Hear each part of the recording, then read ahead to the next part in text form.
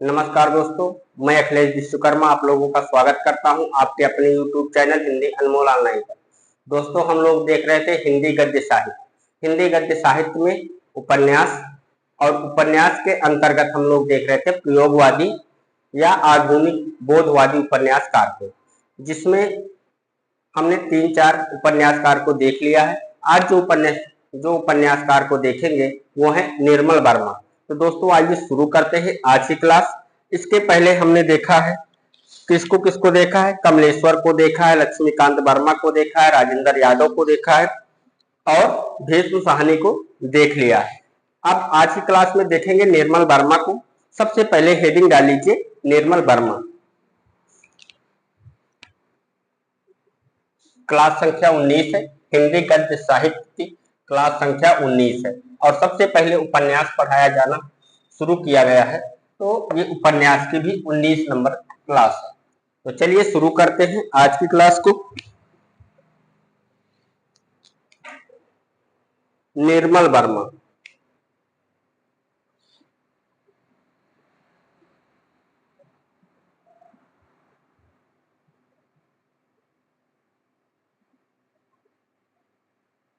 एक बार चेक कर लिया जाए कैमरे को, कैमरा देखा जाए सही से दिखाई पड़ रहा है कि नहीं आप लोगों को।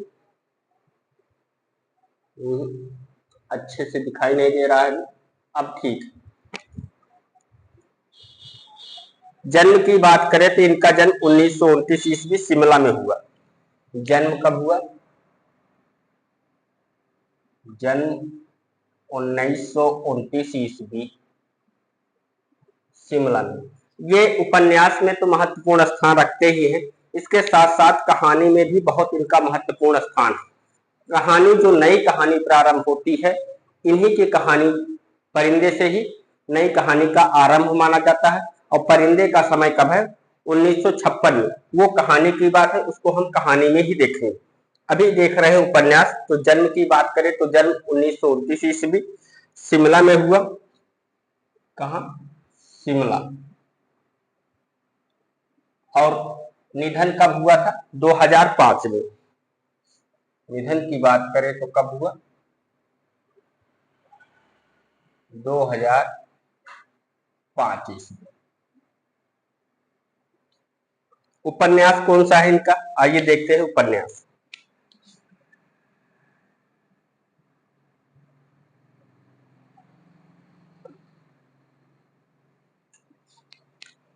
हुए दिन 1964 में। वो दिन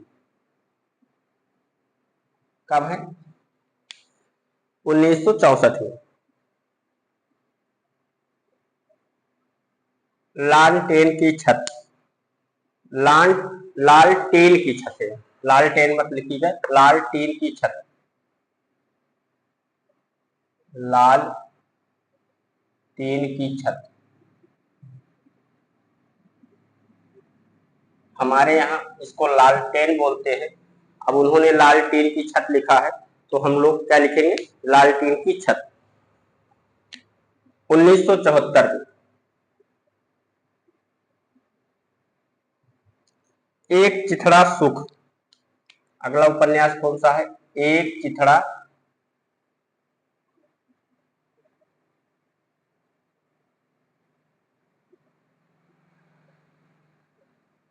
सुख। एक चिथड़ा सुख ये कब है? 1979 में। 1979 में कौन सा है? एक चिथड़ा सुख। तो आज के जो हमारे पहले उपन्यासकार हैं, क्लास संख्या 19 के पहले उपन्यासकार, सबसे पहले आज हम किसको देख रहे हैं?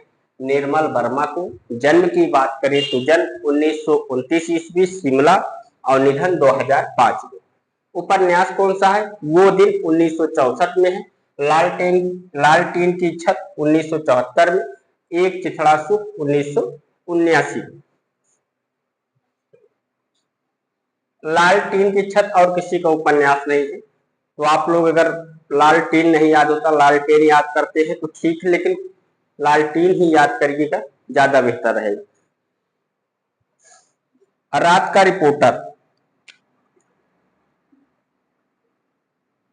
रात का रिपोर्टर।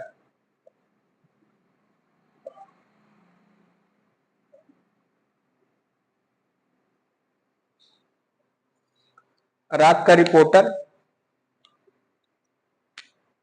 1989 में, 1989। अंतिम अरण्य,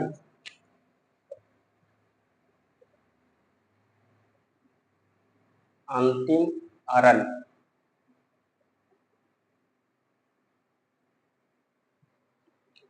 2000 ईस्वी। यही इतने उपन्यास इनके जिन्हें हमें देखना है। कौन कौन सा है? वो दिन 1964 में, लालटेन की छत 1974 में, एक चिथड़ा सुख 1979 में, रात का रिपोर्टर 1989 में, अंतिम अरण्य 2000 ईस्वी में। वे दिन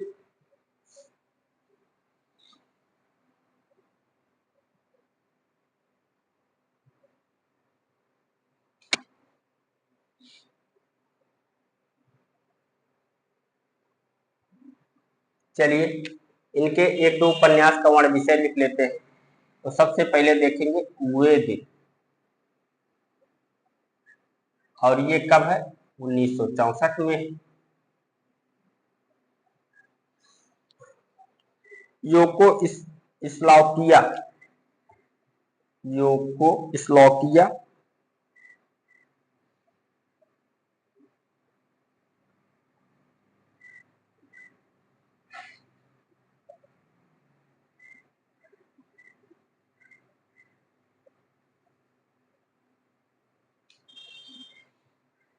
की पृष्ठभूमि पर आधारित, की पृष्ठभूमि पर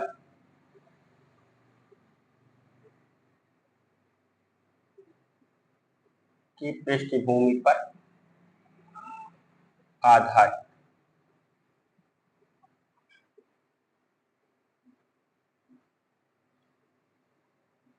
यूगोस्लाविया की पृष्ठभूमि पर आधारित, वो दिन 1964। दूसरा है लाल टीन की छत 1974 में,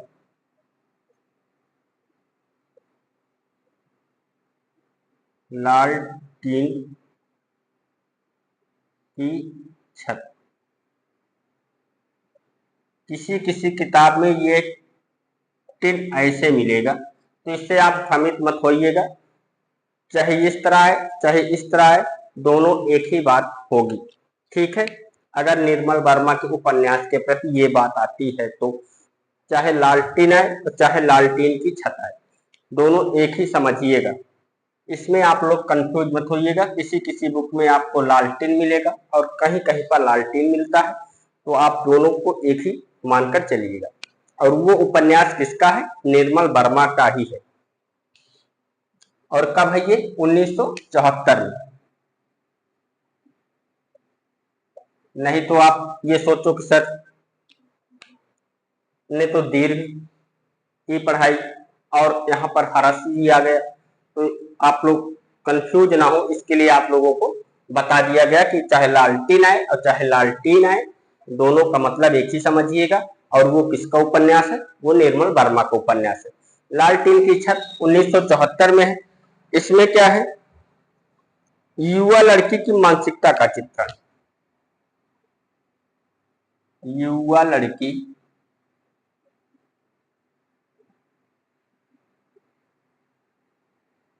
युवा लड़की की मानसिकता का चित्रण।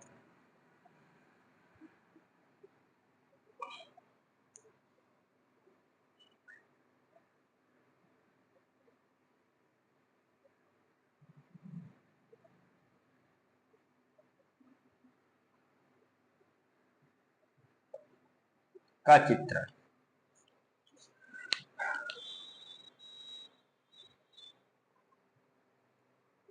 रात का रिपोर्टर, एक उपन्यास इनका और देख लेते हैं। रात का रिपोर्टर, रात का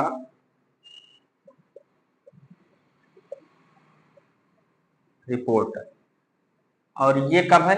1989 में है। इसमें आतंक अविश्वास का चित्रण है। आतंक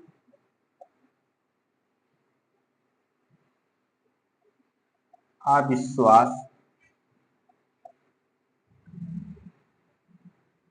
का चित्रण।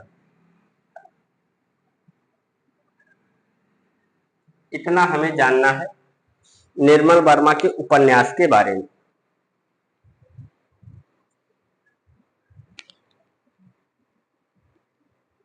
ठीक, चलिए एक बार इस पेज को हम लोग रिपीट कर लेते हैं, उसके बाद इसको आप लोग लिख लीजिए।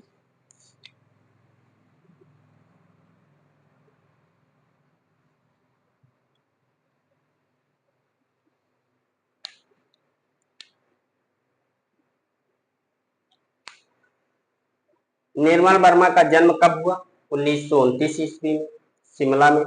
निधन 2005। जन्म निधन आपसे नहीं पूछेगा, आपसे इनका उपन्यास पूछेगा। ज्यादा उपन्यास नहीं है, 5 उपन्यास जो इनके मुख्य हैं वो मिलाने के लिए भी आ सकते हैं। कभी कभी समय दे करके पूछ लेता है कि कौन सा युग्म सही नहीं है। वो रिपोर्टर, वो दिन 1964 में, लालटेन की छत 1974 में, एक चिथड़ा सुख 1979 में। वो दिन कब है? 1964 में, लालटेन की छत 1974 में, एक चिथड़ा सुख 1979 में। रात का रिपोर्टर 1989 में, अंतिम अरण्य 2000 में। तो आपको ध्यान कौन सा रखना है? आपको ध्यान रखना है 2, एक चिथड़ा सुख 1979 में, रात का रिपोर्टर 1989 में। ये 3 तो अपने आप आपको याद रहेंगे। अंतिम अरण्य 2000 में है, ये आपको पता रहेगा। वो दिन 1964 में है, क्योंकि आप लोग जब भी पढ़ना शुरू करोगे तो वो दिन 1964 आप लोग पहले ही याद करके रख लोगे। दूसरा 74 में है, 10 साल बाद लिखा गया। फिर 5 साल बाद लिखा गया, फिर 10 साल बाद लिखा गया, और फिर 11 साल बाद लिखा गया। तो वो दिन 1964 में, लालटेन की छत 1974 में, एक चिथड़ा सुख 1979 में, रात का रिपोर्टर 1989 में, अंतिम अरण्य 2000 में। वो दिन में क्या है? योको स्लोवाकिया की पृष्ठभूमि पर आधारित है। लालटेन की छत 1974 में है, युवा लड़की की मानसिकता का चित्रण है। रात का रिपोर्टर आतंक अविश्वास का चित्रण है। रात का रिपोर्टर है कब? 1989 में। चलिए दोस्तों, इतना लिख लीजिए, उसके बाद आगे बढ़े हम लोग। लिख लिया? चल,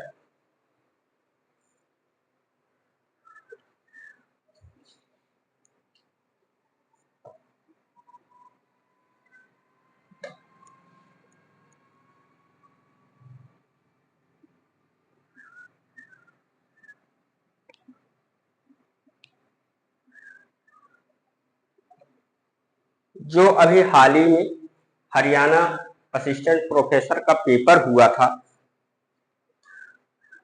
उसमें ये क्वेश्चन आया हुआ है। कौन सा? मोहन राकेश जी का। अगले रचनाकार कौन है? मोहन राकेश।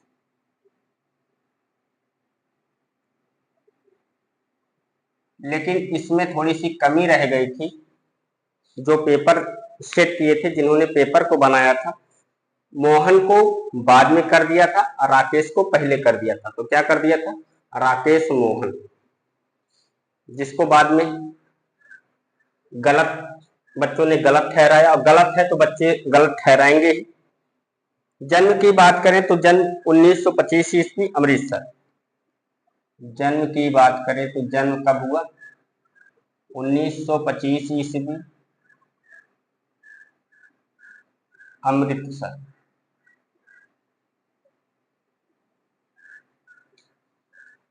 निधन 1972 ईस्वी।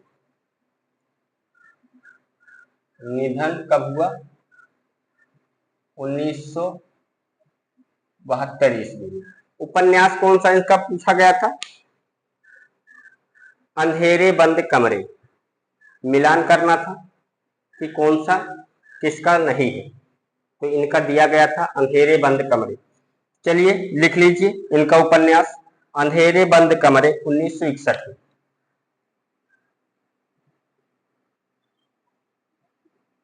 अंधेरे बंद कमरे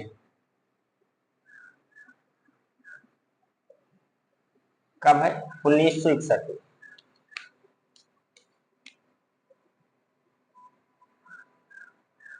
ना आने वाला कल 1968 में। ना आने वाला कल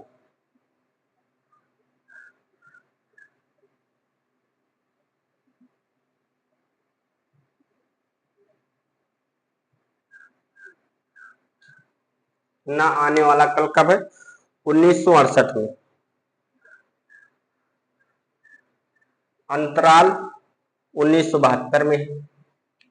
अंतराल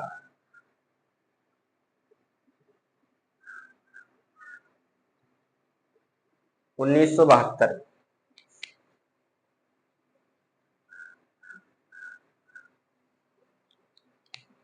नीली रोशनी की बाहें। नीली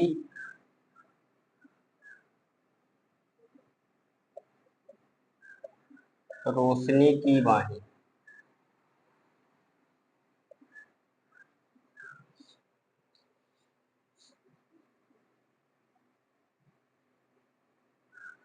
नीली रोशनी की बाहें कब है? ये अपूर्ण है।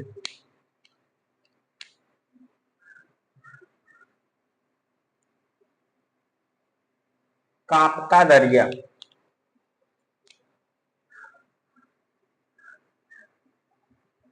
कांपता दरिया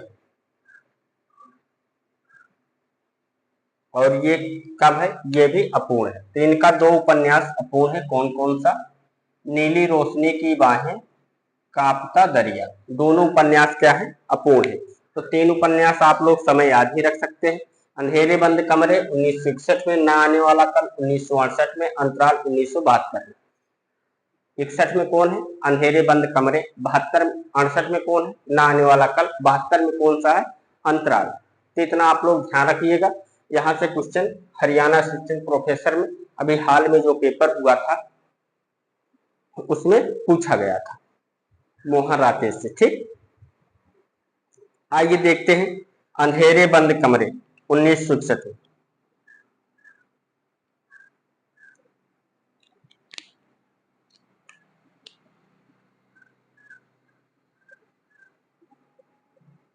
अंधेरे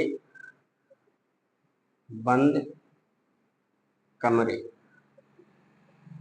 कब है? 1961।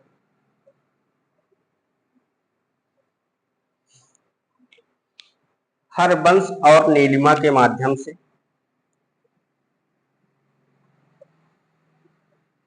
हरबंश और नीलिमा के माध्यम से।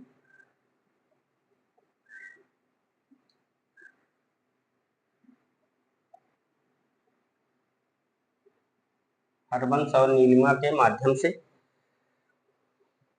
दाम्पत्य जीवन, माध्यम से दाम्पत्य जीवन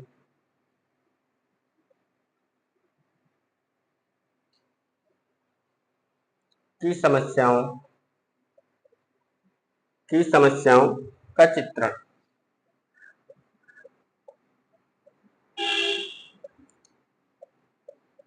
की समस्याओं का चित्रण। अंधेरे बंद कमरे कब है? 1961 में। हरबंश और नीलिमा के माध्यम से दाम्पत्य जीवन की समस्याओं का चित्रण देखने को मिलता है। इसका वर्ण विषय ये है। इसके बाद न आने वाला कल। न आने वाला कल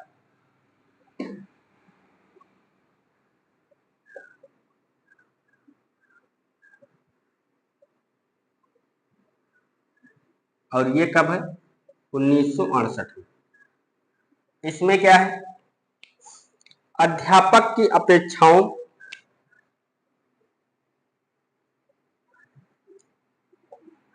अध्यापक की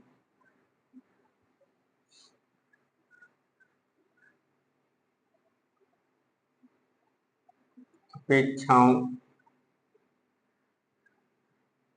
अध्यापक की अपेक्षाओं एवं कठिनाइयों का चित्रण एवं कठिनाइयों का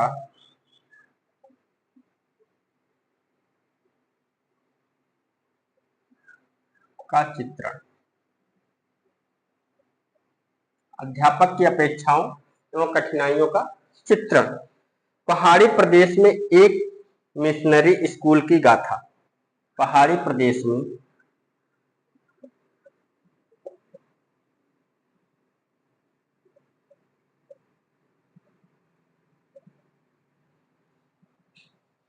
एक मिशनरी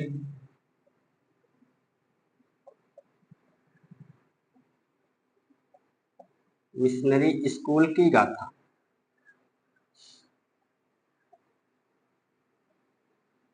स्कूल की गाथा। ना आने वाला कल 1968 में है। अध्यापक की अपेक्षाओं एवं कठिनाइयों का चित्रण इसमें देखने को मिलता है। पहाड़ी प्रदेश में एक मिशनरी स्कूल की गाथा है इसमें। ठीक, पहाड़ी प्रदेश में एक मिशनरी स्कूल की गाथा किसमें देखने को मिलती है? मोहन राकेश के उपन्यास ना आने वाला कल। और ना आने वाला कल का समय क्या है? 1968। अगला उपन्यास है अंतराल। ये कब है? 1972 में। 1 2 3 अंतराल। और ये है 1972 में। इसमें क्या है? इसमें स्त्री पुरुषों के संबंधों का चित्रण है। लिख लीजिए, स्त्री पुरुषों के संबंधों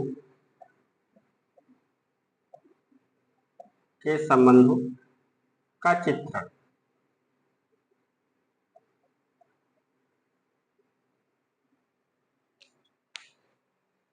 मोहन राकेश के हमने तीनों उपन्यास का वर्ण विषय देख लिया।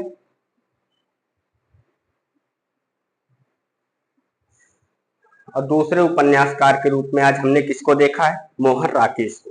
मोहन राकेश की बात करें तो जन्म 1925 ईस्वी, अमृतसर, निधन 1972 में। उपन्यास कौन कौन सा है इनका? अंधेरे बंद कमरे 1961 में, ना आने वाला कल 1968 में, अंतराल 1972 में, नीली रोशनी की बाहें अपूर्ण है, कांपता दरिया ये भी इनका अपूर्ण है। फिर से देख लीजिए, अंधेरे बंद कमरे 1961 में, ना आने वाला कल 1968 में, अंतराल 1972 में, नीली रोशनी की बाहें अपूर्ण है, कांपता दरिया भी इनका अपूर्ण है।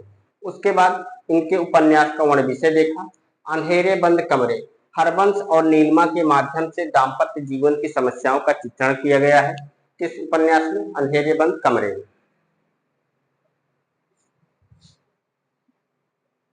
न आने वाला कल 1968 अध्यापक की अपेक्षाओं एवं कठिनाइयों का चित्रण। पहाड़ी प्रदेश में एक मिशनरी स्कूल की गाथा। अंतराल में क्या है? स्त्री पुरुषों के संबंधों का चित्रण।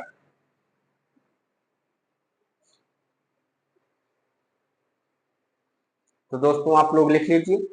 उसके बाद फिर हम लोग आगे बढ़ें और उपन्यासकार को देखें।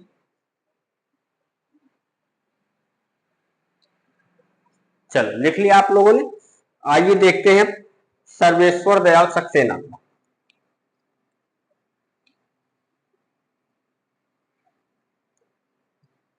सभी उपन्यासों का वर्ण विषय हम लोग नहीं देखेंगे, जो महत्वपूर्ण है उन्हीं का देखेंगे। और जो महत्वपूर्ण उपन्यासकार रहेंगे उनके सभी उपन्यासों का वर्ण विषय देखा जाएगा।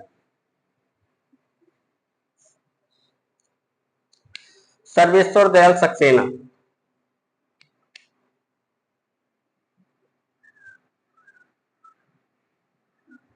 सर्वेश्वर दयाल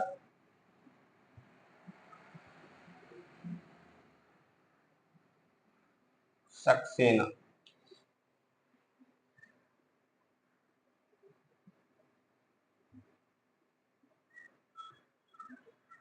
इनकी बात करें तो इनका जन्म 1927 ईस्वी, बस्ती उत्तर प्रदेश। जन्म 1927 ईस्वी, बस्ती उत्तर प्रदेश। और निधन की बात करें तो इनका निधन 1983 ईस्वी में हुआ। निधन कब हुआ? 1983 ईस्वी। चलिए उपन्यास देखते हैं कौन सा है। सोया हुआ जल। सोया हुआ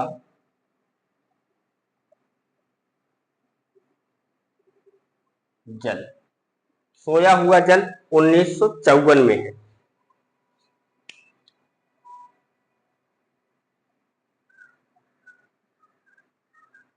उड़ते हुए रंग 1974 में।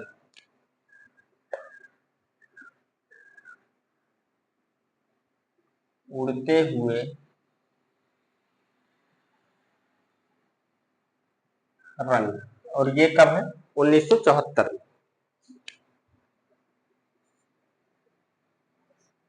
पागल कुत्तों का मसीहा 1977 में। पागल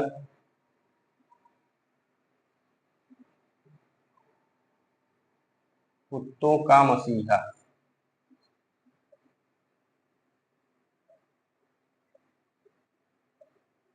पागल कुत्तों का मसीहा।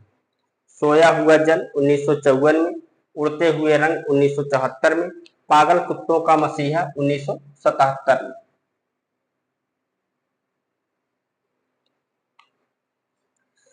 कच्ची सड़क।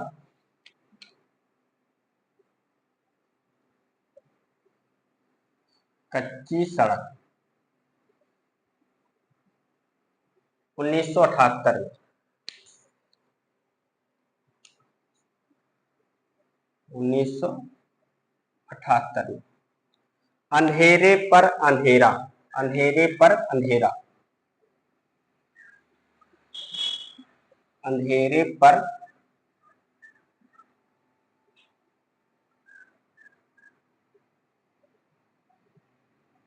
अंधेरा। अंधेरे पर अंधेरा, और ये कब है? 1980। सोया हुआ जल 1954 में।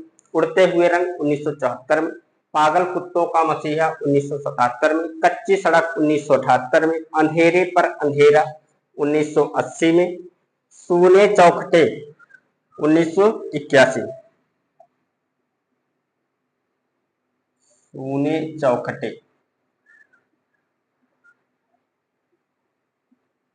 और ये कब है? 1981।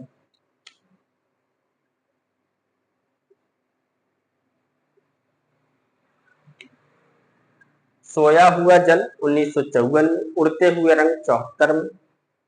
पागल कुत्तों का मसीहा 77 में। कच्ची सड़क 78 में। अंधेरे पर अंधेरा 80 में। सूने चौखटे 81 में।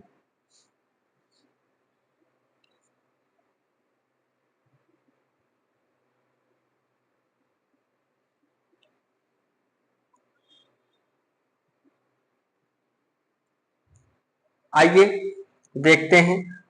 सोया हुआ जल 1954 में।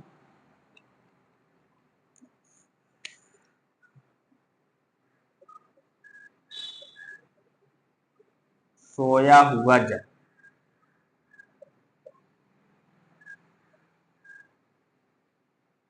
कब है? 1954। और ये कैसा उपन्यास है? ये प्रतीकात्मक उपन्यास है, तो लिख लीजिए।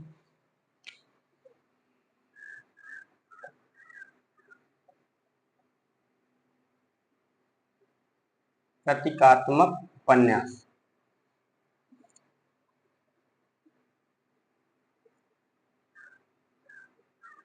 प्रतीकात्मक उपन्यास है।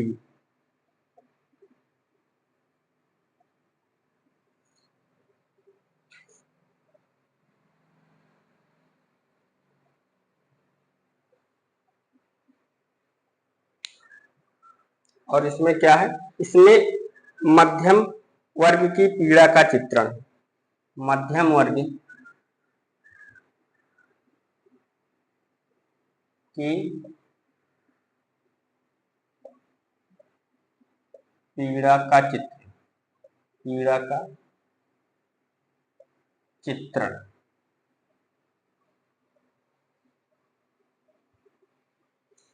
और ये किस शैली में लिखा गया है, इसकी शैली है सिनेरियो, सिनेरियो शैली में है, तो लिख लीजिए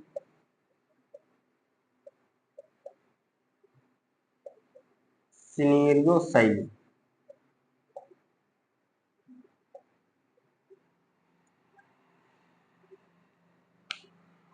सिनेरियो शैली कैसी होती है, जिसमें पटकथा परिदृश्य दिखाया जाता है, उसे कौन सी शैली कहते हैं, सिनेरियो शैली कहते हैं। 2 नंबर पर लिखिए, इसमें 3 बिंदु हमने करवाए हैं। सोया हुआ जल 1954, ये कैसा उपन्यास है, प्रतीकात्मक उपन्यास है। इसमें क्या है, मध्यम वर्ग की पीड़ा का चित्रण है, और इसकी शैली कौन सी है, सिनेरियो शैली। ठीक, 2 नंबर पर लिखिए पागल कुत्तों का मसीहा।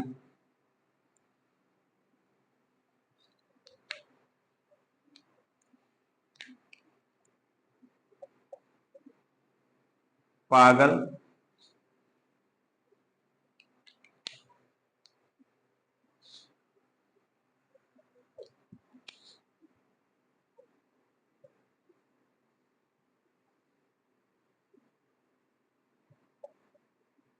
पागल कुत्तों का मसीहा, और ये 1977 में।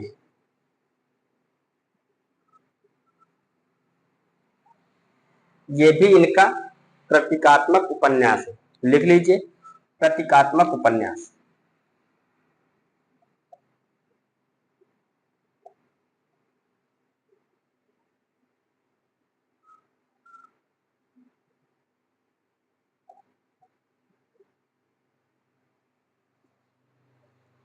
पुराने एवं नवीन,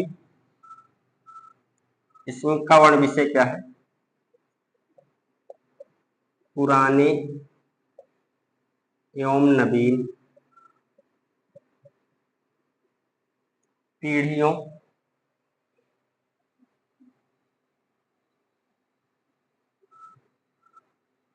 पीढ़ियों या मूल्यों, आप ब्रैकेट में लिख लीजिए पीढ़ियों पहले, ताकि आपको समझ में आए। और ये लाइन ऐसे रहने दीजिए, पुराने एवं नवीन मूल्यों के बीच, मूल्यों के बीच संघर्ष का चित्रण, मूल्यों के बीच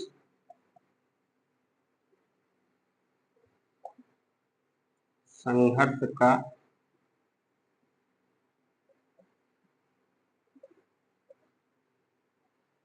अगर इसको हटा देंगे पीढ़ियों, और यहां से भी क्वेश्चन बनाने का प्रयास करेंगे तो आप लोगों को समझ में आएगा।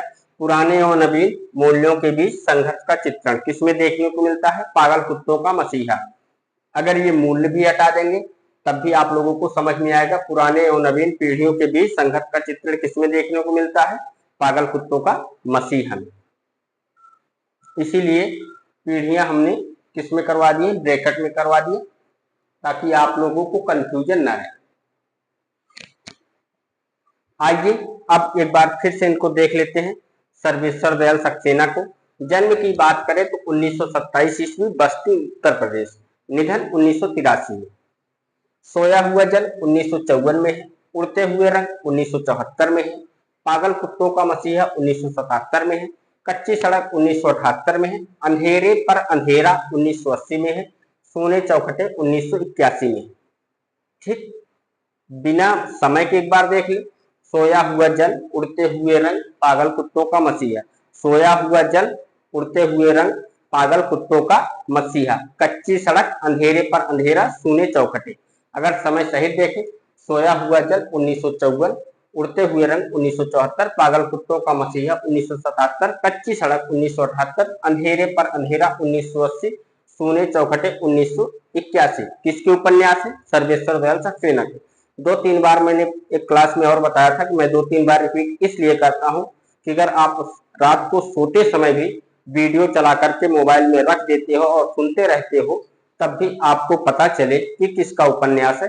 2-3 बार उस उपन्यास को जब सुनोगे तो आपको ऑटोमेटिक याद हो जाएगा। सोया हुआ जल 1954, उड़ते हुए रंग 1974, पागल कुत्तों का मसीहा 1977, कच्ची सड़क 1978, अंधेरे पर अंधेरा 1980, सूने चौखटे 1981। किसका उपन्यास है दोस्तों? यह है सर्वेश्वर दयाल सक्सेना का। सोया हुआ जल में क्या है? सोया हुआ जल 1954 में है। ये प्रतीकात्मक उपन्यास है, मध्यम वर्ग की पीड़ा का चित्रण है। तो यहां लिख लीजिए मध्यम वर्ग, मध्यम वर्ग के पीड़ा का चित्रण। और किस शैली में लिखा गया है? सिनेरियो शैली में लिखा गया। पागल कुत्तों का मसीहा 1977 में है। यह भी इनका प्रतीकात्मक उपन्यास है। पुराने एवं नवीन मूल्यों के बीच संघर्ष का चित्रण है। आप ऐसे भी कह सकते हैं पुराने एवं नवीन पीढ़ियों के बीच संघर्ष का चित्रण है। चलिए अब आप लोग लिख लीजिए, उसके बाद फिर बढ़ते हैं अगले उपन्यासकार की ओर।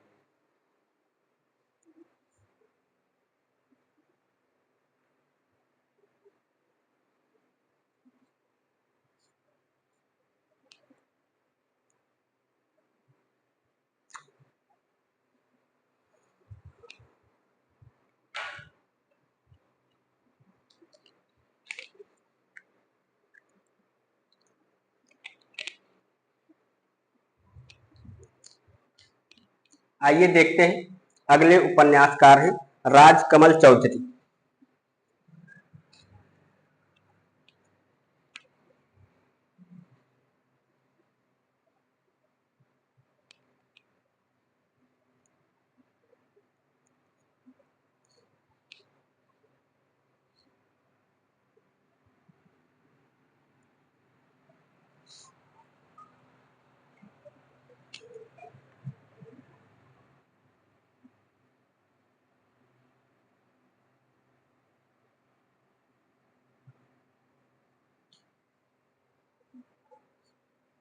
राजकमल चौधरी। जन्म की बात करें तो इनका जन्म कब हुआ था? 1927 में, ओ सॉरी 1929 ईस्वी, रामपुर हवेली बिहार।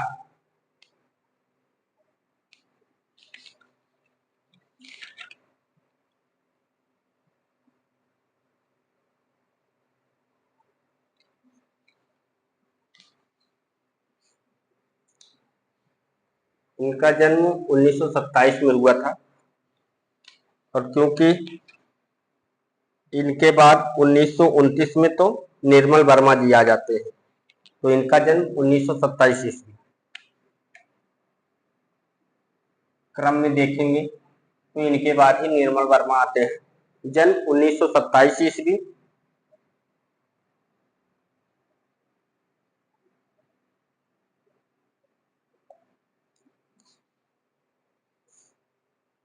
रामपुर हवेली बिहार। रामपुर हवेली बिहार लिख लीजिए। अगर कोई दिक्कत होती है तो हम एक बार चेक कर लेंगे इसको। जन्म इनका जहां तक मुझे मालूम पड़ रहा है इनका जन्म 1927 में हुआ, क्योंकि 1929 में तो निर्मल वर्मा का जन्म हुआ था, तो निर्मल वर्मा इनके बाद आते हैं, तो इनका जन्म 1927 में ही हुआ था। ठीक, कहाँ? रामपुर हवेली बिहार। और निधन की बात करें तो इनका निधन 1967 ईस्वी में हुआ था। निधन 1967 ईस्वी। अगर ये बिंदु सही रहा तो इस पर कोई चर्चा नहीं होगी, अगर बिंदु में कोई कमी निकलती है तो कल की क्लास में चर्चा होगी इस पर। ठीक, आइए देखते हैं इनका मूल नाम क्या था पहले? कई बार पूछे जाने की संभावना है इनके मूल नाम लिख लीजिए। मूल नाम इनका था मणीन्द्र नाथ चौधरी। मणीन्द्र नाथ चौधरी।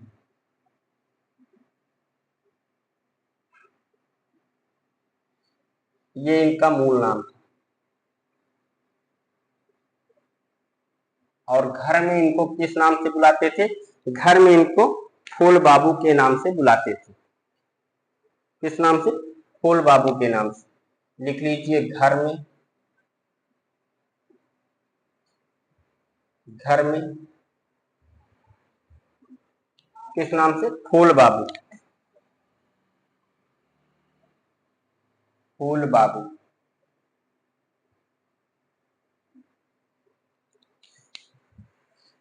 उपन्यास कौन सा है इनका? नदी बहती थी। उपन्यास लिखिए।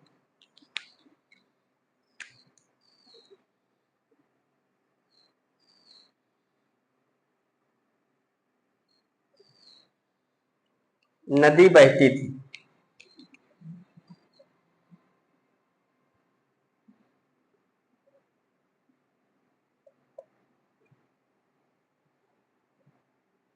और ये कब है? 1962 में है। 1962 में। शहर था, शहर नहीं था। शहर था, शहर नहीं था।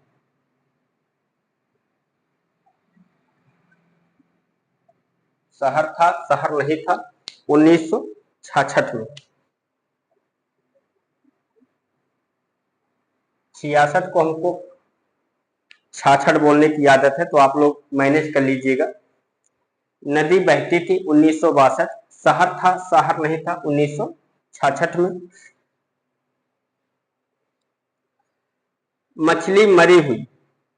मछली मरी हुई। मछली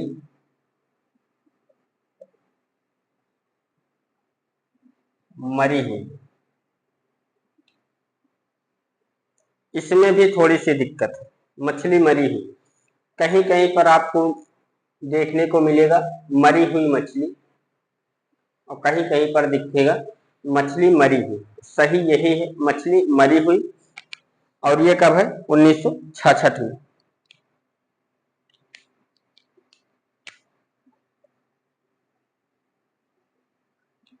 20 रानियों का बाइस्कोप। 20 रानियों का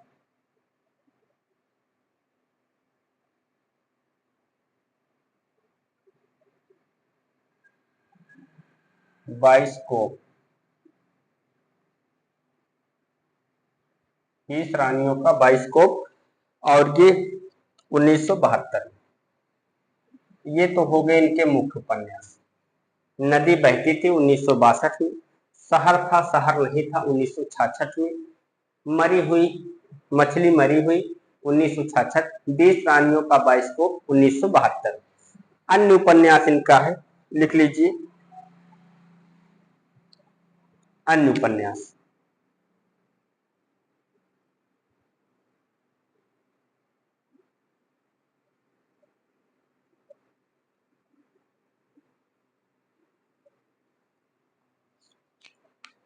एक अनार एक बीमार। एक अनार एक बीमार।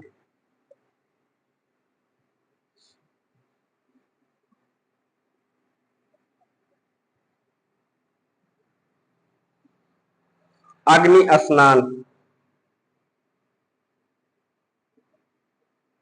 अग्नि स्नान। ताश के पत्तों का शहर। ताश के पत्तों का शहर।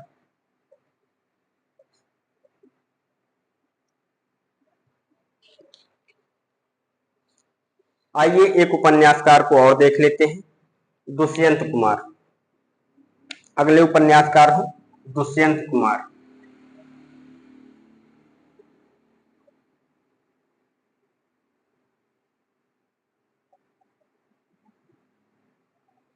जन्म 1933 ईस्वी, बिजनौर। जन्म 1933 ईस्वी, बिजनौर।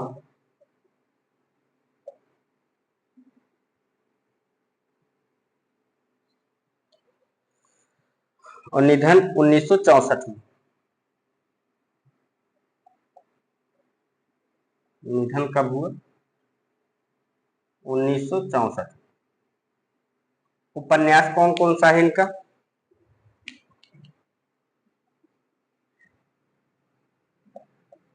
उपन्यास की बात करें तो उपन्यास कौन सा है इनका? छोटे छोटे सवाल,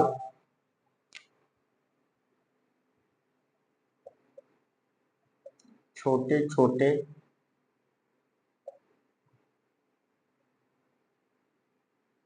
सवाल, 1964 में। 1964 में। आंगन में एक वृक्ष। आंगन में एक वृक्ष, 1969 में।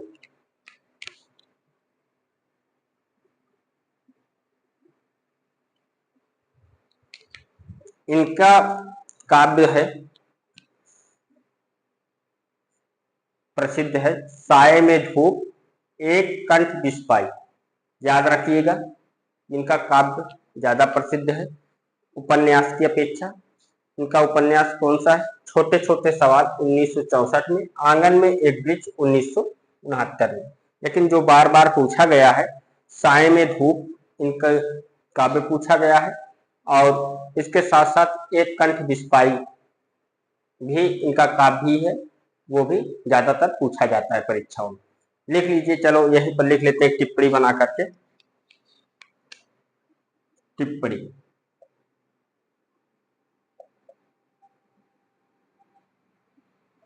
काव्य करवाते समय इनको बहुत बेहतरीन तरीके से हमने करवाया है, फिर भी यहां लिख लेते हैं एक बार। साये में धूप, साये में धूप,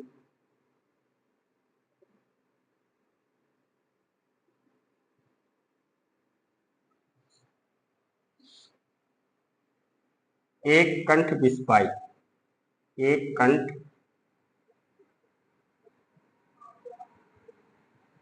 बिस्पाई। साये में धूप, एक कंठ बिस्पाई इनकी प्रसिद्ध काव्य है। इनके प्रसिद्ध काव्य, इनके प्रसिद्ध काव्य है।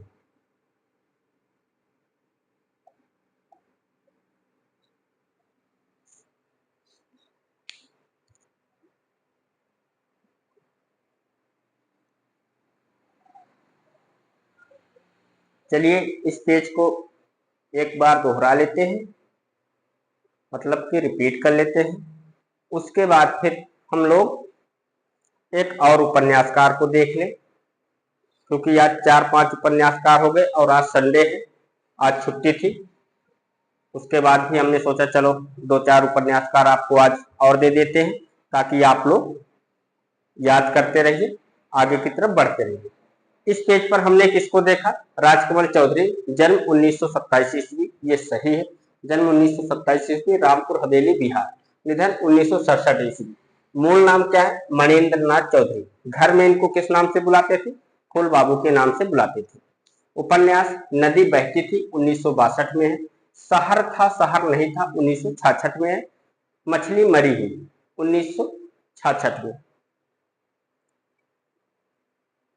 20 रानियों का बाइस्कोप 1972 में। इनके अन्य उपन्यास कौन से हैं? एक अनार एक बीमार, अग्नि स्नान, ताश के पत्तों का सहारा। फिर हमने किसको देखा, दुष्यंत कुमार, जन्म 1933 ईस्वी, बिजनौर, निधन 1964 में। उपन्यास छोटे छोटे सवाल 1964 में, आंगन में एक वृक्ष 1969 में। इनका प्रसिद्ध क्या है, इनकी काव्य प्रसिद्ध है, वो भी कौन से, साए में धूप, एक कंठ विष पाई। इसको ध्यान रखिएगा दोस्तों आप लोग। चलिए आप लोग लिख लीजिए, फिर एक उपन्यासकार को और देख लें।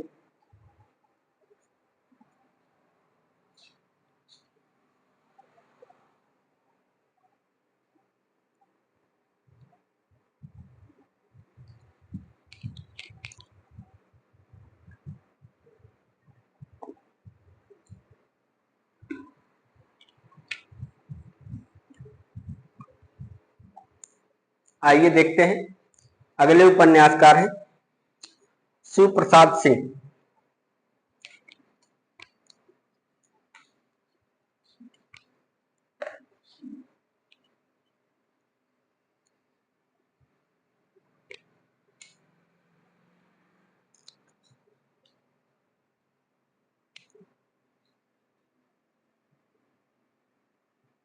शिव प्रसाद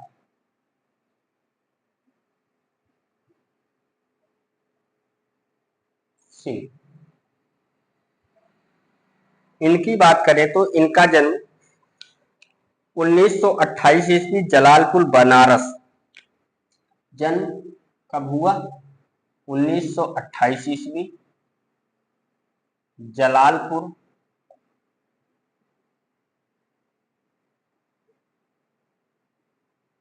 बनारस।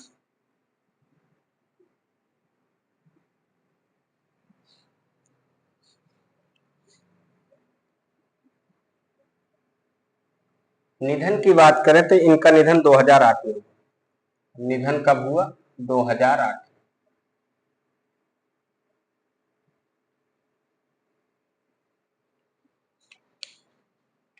उपन्यास कौन कौन सा है इनका,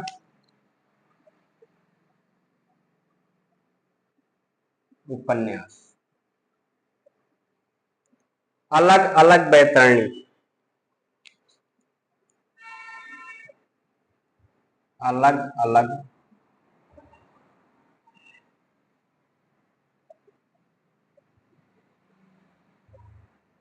बैतरणी,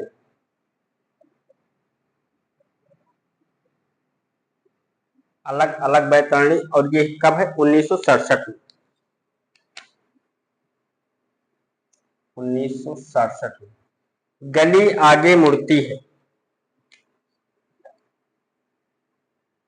गली आगे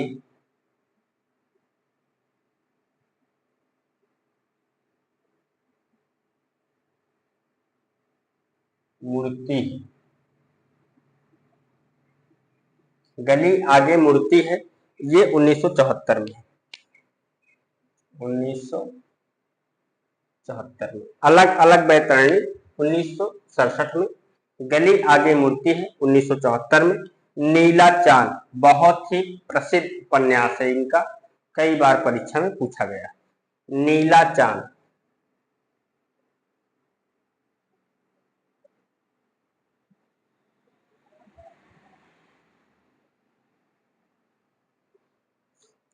उन्नीस सौ अठासी में। और पूछे जाने का कारण क्या है कि इस रचना पर 1990 में इनको साहित्य अकादमी पुरस्कार मिला था। ठीक, तो लिख लीजिए 1990 ईस्वी में, 1990 ईस्वी में साहित्य अकादमी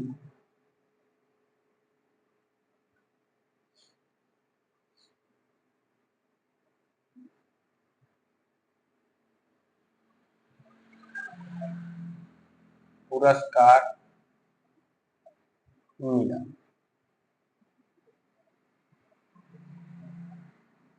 ये रचनाओं पर पुरस्कार मिला है, उनको आप लोग विशेष ध्यान दीजिएगा। ठीक है, तो कौन कौन सा उपन्यास अभी तक हमने इनका देखा, अलग अलग बैतरणी 1967 में, गली आगे मुड़ती है 1974 में, नीला चांद 1988 में, और 1990 पर नीला चांद पर क्या मिला इनको? साहित्य अकादमी पुरस्कार मिला।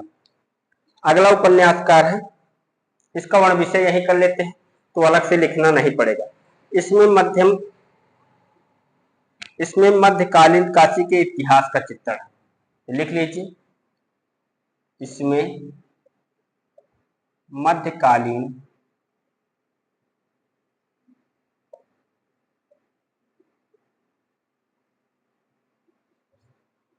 काशी के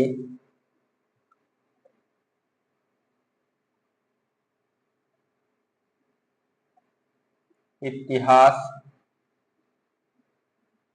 का चित्रण।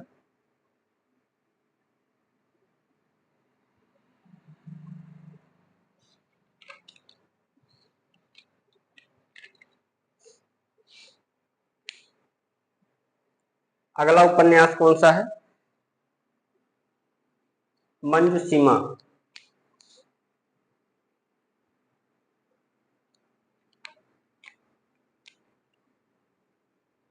मंजूषिमा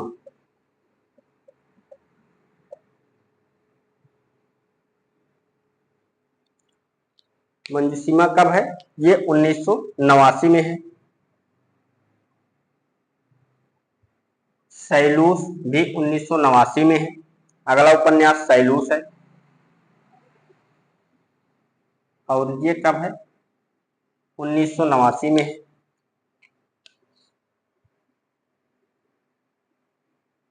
औरत 1992 में है। अगला उपन्यास कौन सा है? औरत, और ये कब है? 1992 में।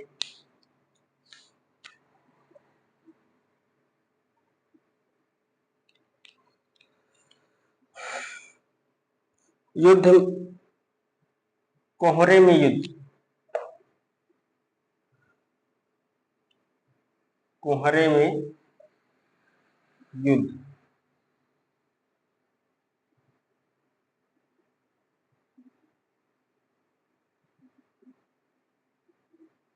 और ये कब है?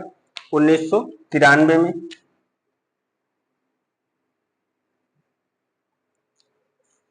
दिल्ली दूर है।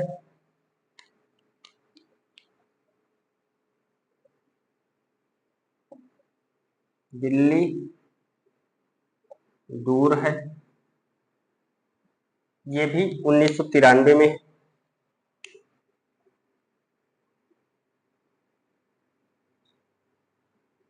उन्नीस सौ तिरानवे। वैश्वानर 1996। वैश्वानर 1996। ये रहा उपन्यास किसका? शिव प्रसाद सिंह का।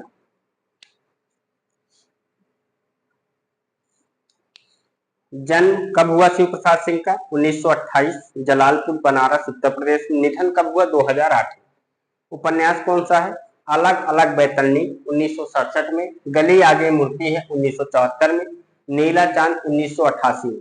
नीला चांद के लिए साहित्य अकादमी पुरस्कार कब मिला था? 1990 में मिला था। इसमें मध्यकालीन काशी के इतिहास का चित्रण है।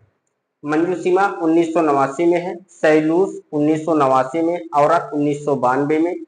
कुहरे में युद्ध 1993 में। दिल्ली दूर है 1993। वैश्वानर 1996। तो लिख लीजिए दोस्तों, उसके बाद फिर आगे बढ़ते हैं। अभी एक उपन्यासकार को और करवाएंगे।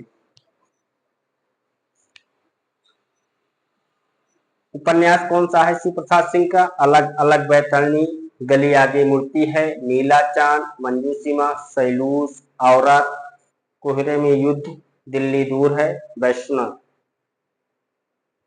वैश्वानर। समय साथ देखें। अलग अलग बैतरणी 1967 में, गली आगे मुड़ती है 1974 में, नीला चांद 1988 में, मंजूषिमा 1989 में, सैलूस 1989 में, औरत 1992 में, कोहरे में युद्ध 1993 में, दिल्ली दूर है 1993 में, वैश्वानर 1996। किसका उपन्यास है ये सब? ये सब उपन्यास है शिव प्रसाद सिंह का। तो लिख लिया दोस्तों, चलो यही करवा देते हैं। महेंद्र भल्ला, अगले उपन्यासकार कौन है? महेंद्र भल्ला। समय की बात करें तो जन्म इनका 1933 ईस्वी, जन्म 1933 ईस्वी, गोविंदपुर, हर गोविंदपुर, हर गोविंदपुर करिएगा, हर गोविंदपुर,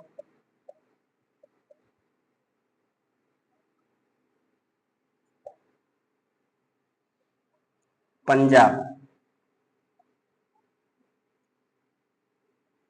निधन की बात करें तो इनका निधन 2020 में, निधन कब हुआ?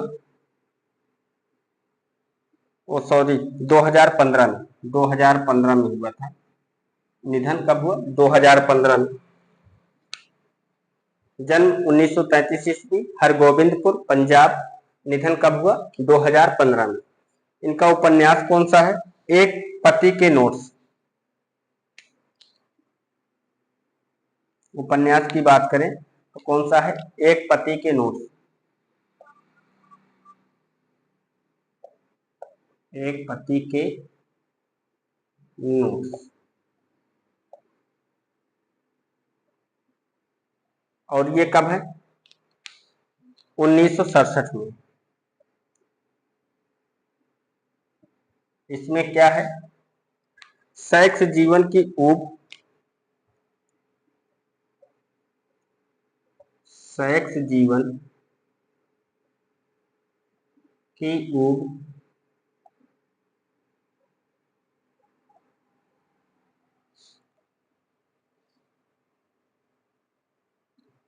एवं निरर्थकता, एवं निरर्थकता, निरर्थकता का चित्रण।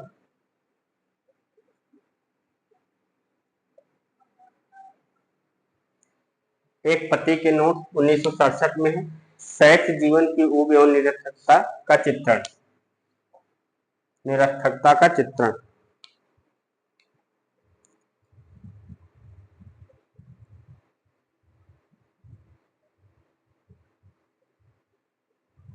और इनका उपन्यास कौन सा है?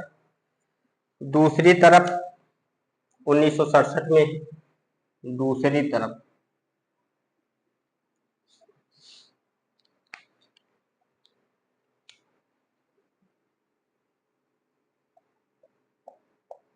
दूसरी तरफ नहीं दिखाई पड़ेगा तो आप लोग बताइएगा, फिर से इसको लिख दिया जाएगा। दूसरी तरफ 1967 में। उड़ने के पेस्तर 1987 में। उड़ने के पेस्तर कब है? 1987।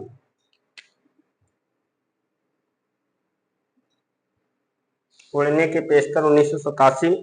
दो देश और तीसरी उदासी, दो देश और तीसरी उदासी।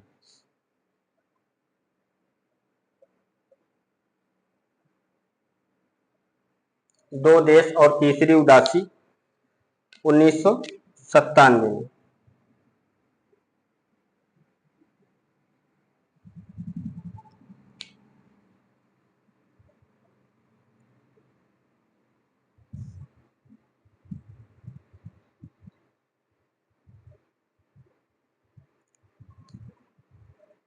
इस पेज पर हमने किसको देखा? शिव प्रसाद सिंह को देखा। जन्म 1928 ईस्वी, जलालपुर, बनारस, उत्तर प्रदेश। निधन 2008 में। उपन्यास कौन सा है? अलग अलग बैतरणी 1967 में, गले आगे मुड़ती है 1974 में। नीला चांद 1988 में, और नीला चांद पर 1990 ईस्वी में साहित्य अकादमी पुरस्कार मिला था। इसमें क्या है, इसमें मध्यकालीन काशी के इतिहास का चित्रण है। किस रचना में? नीला चांद। और किसकी रचना है? शिव प्रसाद सिंह का उपन्यास है। मंजूसीमा 1989 में, सैलूट 1989 में, औरत 1992 में, कोहरे में युद्ध 1993 में, दिल्ली दूर है 1993 में, वैश्वानर 1996 में। उसके बाद अगले उपन्यासकार के रूप में हमने महेंद्र भल्ला को देखा। जन्म की बात करें तो जन्म 1935 ईस्वी, हरगोबिंदपुर पंजाब। निधन 2015 में हुआ था। ठीक है, निधन कब हुआ? 2015 में। उपन्यास कौन सा है? एक पति के नोट्स 1967 में लिखा है। इसमें क्या लिखा है? सेक्स जीवन की ऊप एवं निरर्थकता का चित्रण है। दूसरी तरफ 1967 में लिखा उड़ने के पेशतर 1987 में, दो देश और तीसरी उदासी 1997 में। ये किसके उपन्यास है? ये महेंद्र भल्ला के उपन्यास। तो दोस्तों आप लोग लिख लीजिए, फिर देखते हैं आगे।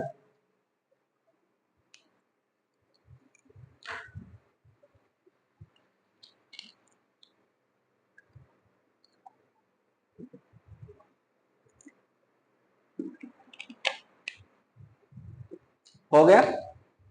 चल,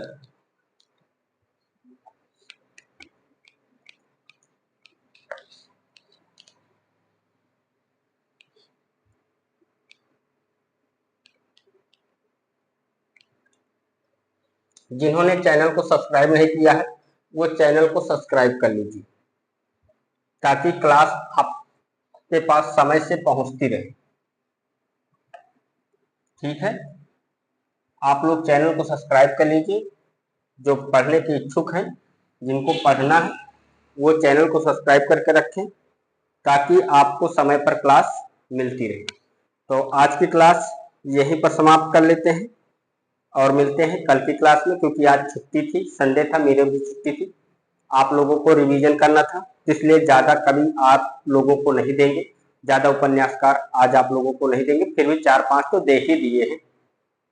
तो आप लोग पहले रिवीजन कर लीजिएगा, फिर इन उपन्यासकारों को याद कर लीजिएगा। ठीक, तो आज की क्लास समाप्त करते हैं। नमस्कार दोस्तों, जय हिंद।